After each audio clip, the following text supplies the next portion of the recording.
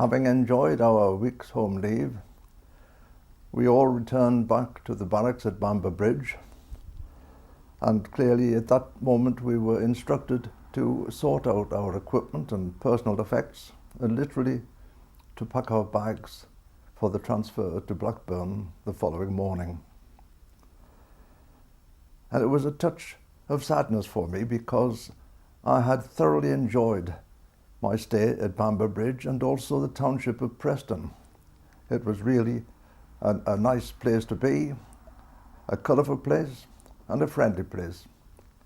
But I was more excited with the idea of our move to Blackburn because that signified to me the beginning of the new course, the final stage in my training to be a wireless operator, and I was clearly looking forward to it greatly.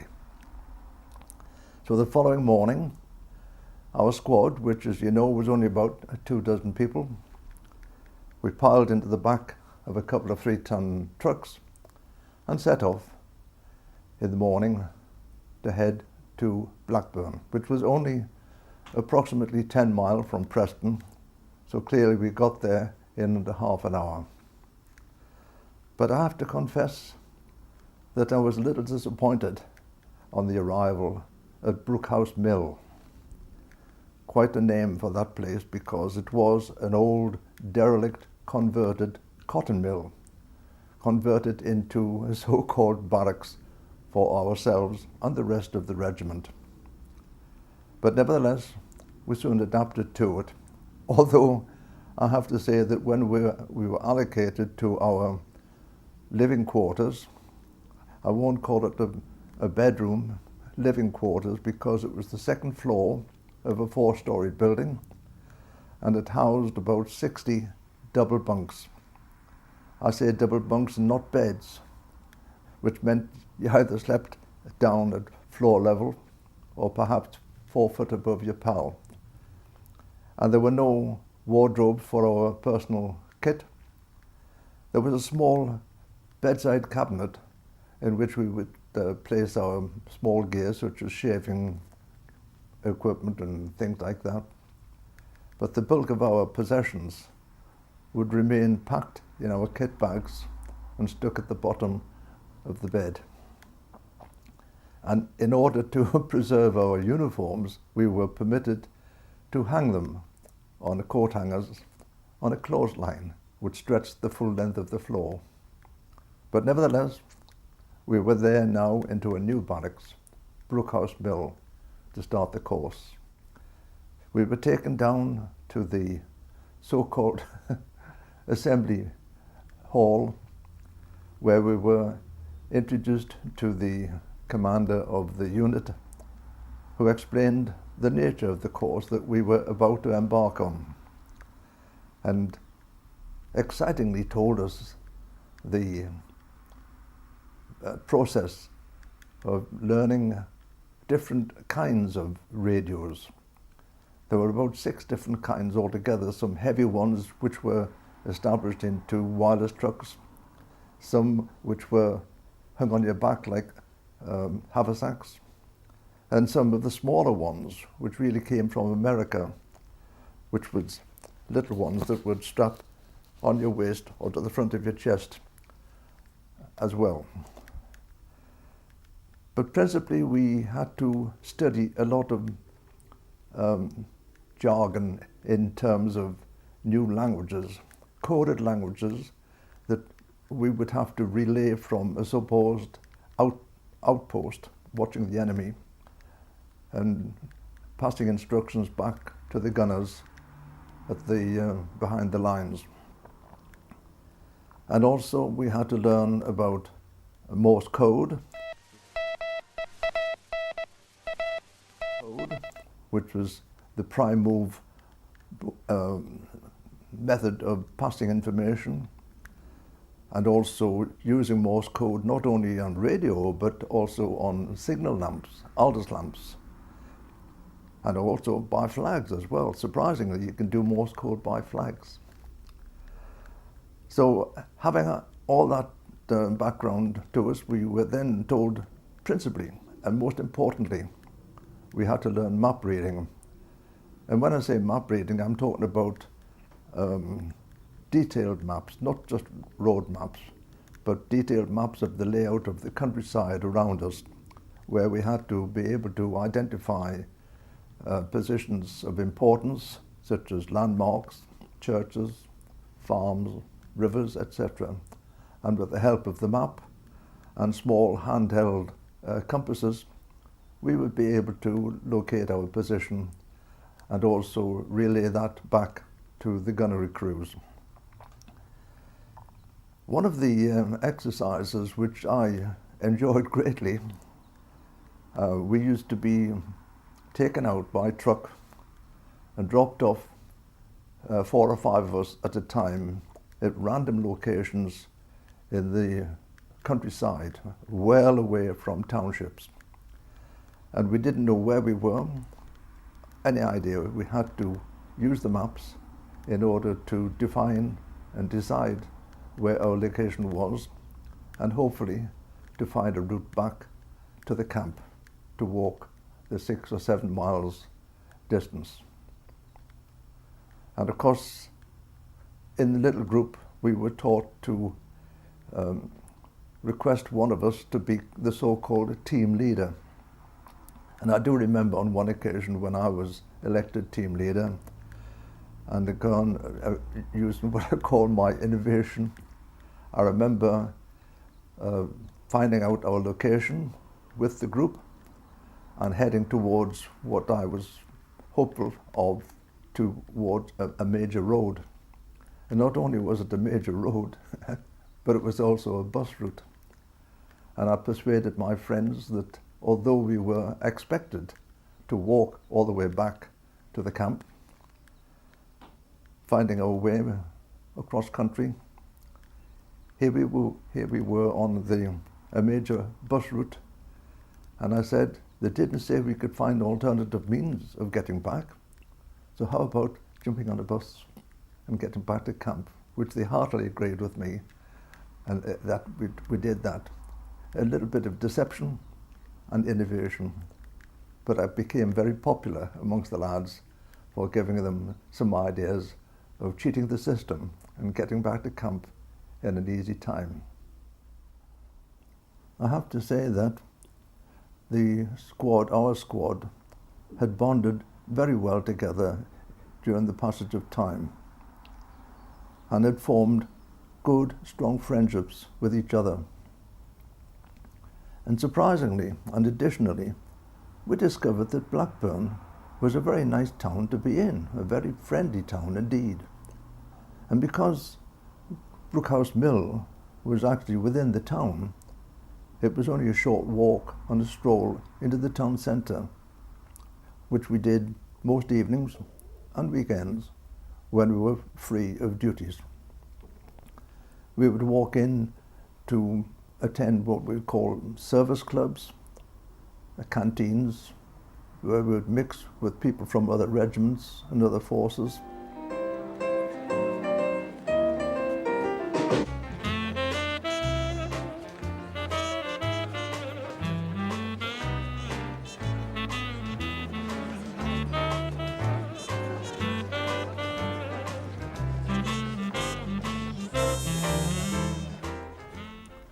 And also visiting cinemas quite frequently, because there was a lot of cinemas in those days. But most of all, we enjoyed going to the dance halls, because the dance halls were the centre of pleasure, joy, and meeting friends. And it was a fantastic thing to do.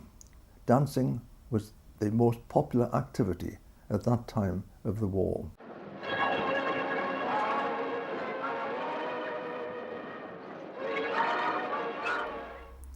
Additionally, due to the very nature of our training, we spent a lot of time on the road driving around the county. And wherever we went during convoy or practices, we would occasionally park up in order to have a rest from the training that we were doing. And within minutes, and I really mean within minutes, it was surprising that the doors of the houses would open and the women would come out with trays of cups of hot tea for us and buns and scones and chatting with us and making us feel very welcome indeed. And surprisingly, I have to say that in all my time in the army, I never experienced such friendship from a county like Lancashire. They were there at the drop of a hat to wish you well and to cheer you on. Absolutely wonderful experience from the Lancashire people. Unbelievably, we were only 2 weeks into the course of training when we learned that the population of Rome had captured Mussolini, Benito Mussolini, their leader, and murdered him and his wife and hung their bodies upside down in Rome for the world to see, declaring that they'd had enough of war and the fighting for them was over. The final ghastly scene was the hanging of the bodies upside down outside a petrol station. Well, at least it's a warning to all remaining fascists everywhere. And 2 days later, it was discovered that Hitler too had committed suicide with his wife and the Germans. I went over a few paces to the right, and there I could see how Hitler had fallen, and Eva Braun was next to him on the sofa. His wife. And the Germans also laid down arms and declared that the fighting was over. And officially, we now had what we call VA Day, the Victory in Europe. War was over and celebrations were beginning. It was absolutely fantastic. So we at Brookhouse Mill were given leave to go out and celebrate with the town, the public, and enjoy ourselves for the next couple of days. And what a wonderful, wonderful time that was. Hope everlasting that the war was over and peace was now reigning over Europe. And I've always felt like that. The German war is therefore at an end. We may allow ourselves a brief period of rejoicing. Today is Victory in Europe Day.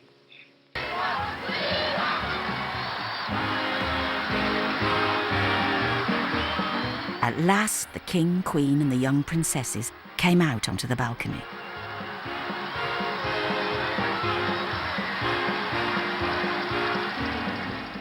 Fantastic, fantastic.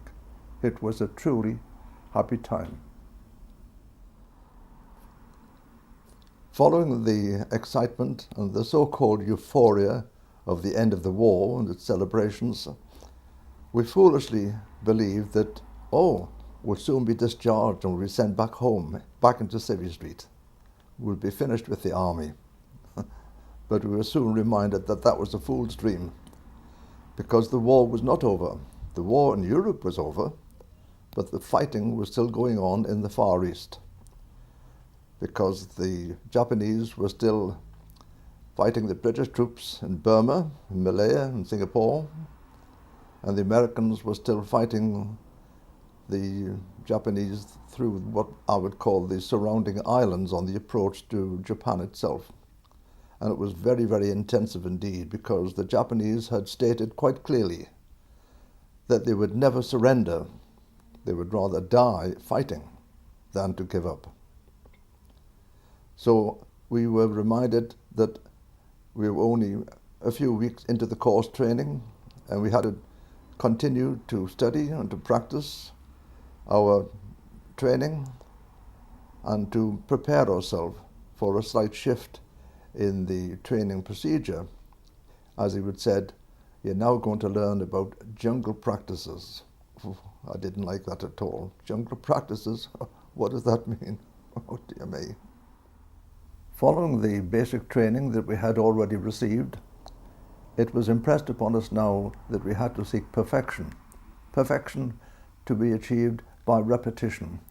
going out on drills and practices, etc., and doing the same thing over and over again until we became word perfect, process perfect, etc., because it was pointed out clearly that people's lives would depend on the messages and the instructions that we were able to pass by radio to the gunners, etc. In order to do that, one of the things that they developed was called octopus training. Octopus in the sense that we would all be given our radio trucks, a dozen of us, and sent out to various sections of the county in various legs going out or tentacles, calling it the octopus. And the captain would be in the center of the octopus. And we would have to achieve our position, given to us our map references, and when we arrived there, we'd radio back in and say that we're there in duty.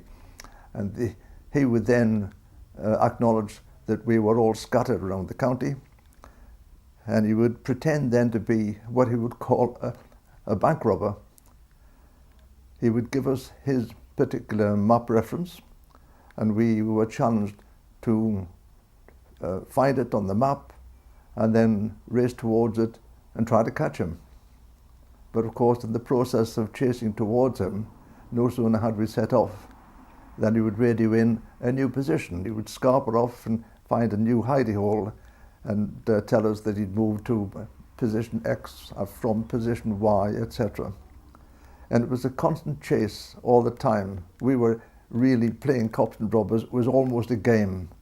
But if, of course, it was actually teaching us map reading skills, speed skills with driving, and radio communication while we were driving. It was really a cops and robbers game, which I enjoyed very much. And then, of course, this was located what I call in the region surrounding the camp area, and we moved then to what he called an extended octopus training, which meant we were driving further afield to the fringes of the county in which we had. And of course, my innovation was that I always tended to go to Blackpool, and it was only an hour's drive away, and I would drive in that direction and supposedly go off net. In other words, the radio would cease to function because I had switched off. We used to park up, my pal and I, and have a wander along the seafront at Blackpool and wander into places like Woolworths and chat the girls up, etc. Really a smashing time. Have a cup of coffee, back to the wagon, and then back into the octopus and report back in again. I really liked that very much. Cheating, innovation, whatever, but it was great pleasure for me.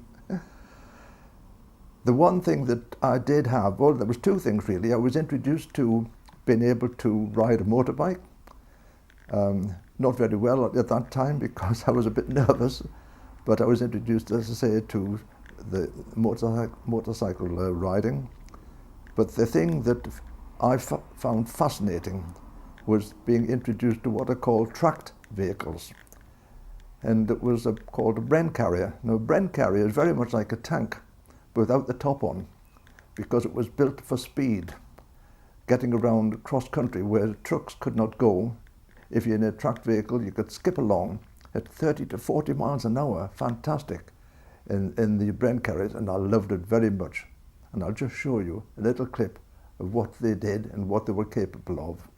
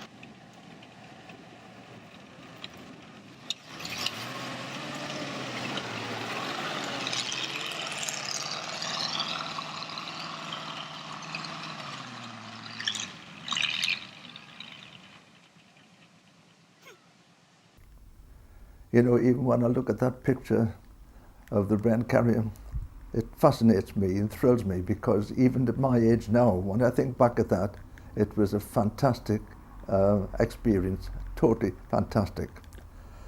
So again, as I say, we repeat the fact that we were now almost near the end of our course, and we had to take a number of written exercises and practical tests on the radios, fault finding, repair, etc., and learning all about charging batteries, and the care of batteries, all the features relating to signals and cable laying, telephone duty, etc.